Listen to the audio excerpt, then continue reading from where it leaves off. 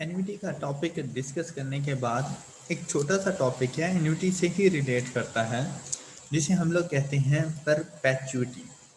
Perpetuity बेटा ये भी बिल्कुल सीक्वेंस ऑफ पेमेंट्स ही हैं, इक्वल अमाउंट्स की हैं, इक्वल टाइम इंटरवल के बाद है। लेकिन एन्युटी और परपेचुइटी में सिर्फ डिफरेंस इस बात का है कि annuity for specific time duration होती है। मतलब वो जो रेंटल्स आप पे कर रहे होते हैं ना, वो किसी स्पेसिफाइड टाइम के लिए पे कर रहे होते हो, 5 साल, 10 साल, 15, 20, 50 साल, पर टाइम स्पेसिफाइड होता है कि ये रेंटल्स आपने पे कब तक करने हैं। जब आपको ये पता चल जाए कि आपके नंबर ऑफ रेंटल्स कितने होते हैं, कहाँ कितने अरसे तक आपने ये रेंटल्स पे करने हैं, तो वो एन्युटी है। लेकिन अगर टाइम ही डिफाइन ना हो, फॉर इन्फिनिटी टाइम ड्यूरेशन आप रेंटल्स पे करते जाओ, उसे परपेचुटी कहा जाता है। मतलब वहां पर बेटा टाइम गिवन नहीं होता। आपके लिए इसकी बेस्ट एग्जांपल है पेंशन। रिटायरमेंट के बाद जो पेंशन मिला करती है, आपको पता है वो पेंशन पर मंथ मिलती है, रेगुलर टाइम इंटरवल और yes sir. Specific amount same amount होती है। लेकिन कब जी तक सर। मिलेगी पेंशन, क्या आपको ये पता है? No sir, no infinity. Sir. Infinity time duration.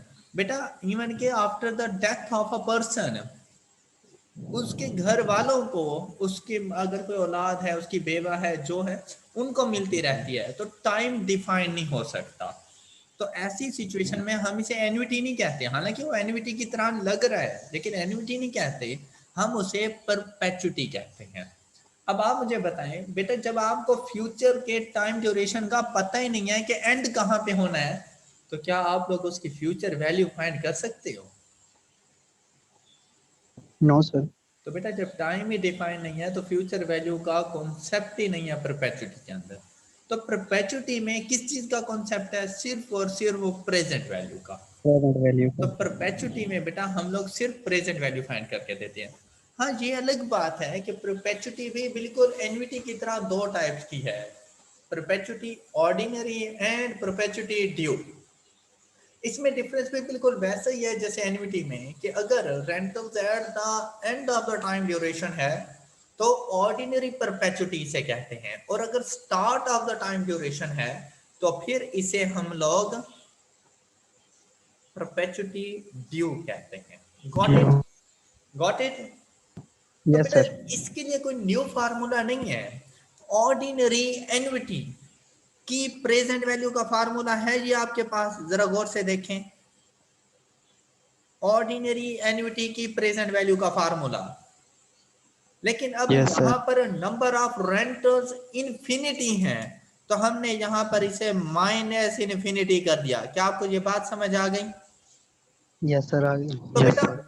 क्या आपको ये मालूम है कि एनी फैक्टर या any constant number raised to power infinity is equal to zero. Zero. Zero too sir. Zero? Zero. शाबाश। तो अगर ये जीरो है, तो मतलब ये सारे का सारा फैक्टर जीरो हो जाएगा। Yes sir. तो मैं इसे लिख दूं r into 1 - 0/r/m। Okay sir. Clear? तो अब जब इसको सिंपलीफाई किया, तो ऑर्डिनरी परपेचुटी की प्रेजेंट वैल्यू का फार्मूला हमारे पास बन जाता है रेंटल मतलब amount of instalment divided by rate of interest, periodic rate of interest, RP. RP किसके इक्वल होता है? Nominal rate over number of compounding. तो ये देखें वही कुछ लिखा हुआ है। तो क्या परपेचुटी ओके। फाइंड कर लेंगे? तो परपेचुटी के लिए अब इतना बड़ा फार्मूला यस यूज सर। करने की जरूरत नहीं है। परपेचुटी ऑर्डिनरी है, तो हम लोग number of amount of rentals divided by R over M rate of interest, तो हमारे पास परपेचुटी की प्रेजेंट वैल्यू का फार्मूला।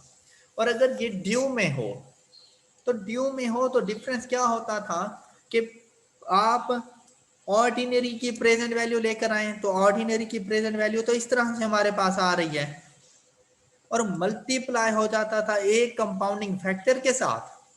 Yes sir. तो यहां पर हमने यस वही सर। किया, और जब इसको आपस में मल्टीप्लाई करवाया तो बेटा ये 1 से मल्टीप्लाई होकर एज इट इज आ जाएगा, और जब ये इससे मल्टीप्लाई होगा तो आर ओवर एम से कैंसिल हो जाएंगे, तो फिर सिर्फ और सिर्फ कैपिटल आर। मतलब कहने का ये कि आपने सिर्फ यहां पर अब कंपाउंडिंग फैक्टर से मल्टीप्लाई करवाएं या सिर्फ एक रेंटल की अमाउंट इसमें ऐड कर दें, तो आपके पास ऑर्डिनरी परपेचुटी कन्वर्ट हो जाती है परपेचुटी ड्यू के अंदर। गॉट इट बेटा? क्या फार्मूला Yes, sir. क्लियर है आप लोगों को परपेचुटी के? तो परपेचुटी के Yes, sir. ये दो फार्मूलाज आपने याद रखने हैं, ये परपेचुटी ऑर्डिनरी की सिचुएशन में और ये परपेचुटी ड्यू की सिचुएशन में। और ये परपेचुटी उस वक्त यूज होगा जब आपके पास टाइम ड्यूरेशन इन्फिनिटी हो, टाइम गिवन ना हो तब। तो हम इसे कह सकते हैं कि अगर ऑर्डिनरी परपेचुटी के अंदर एक अमाउंट ऑफ रेंटल ऐड करते हैं तो वो परपेचुटी ड्यू बन जाती है। Clear? Yes, sir. Okay, sir.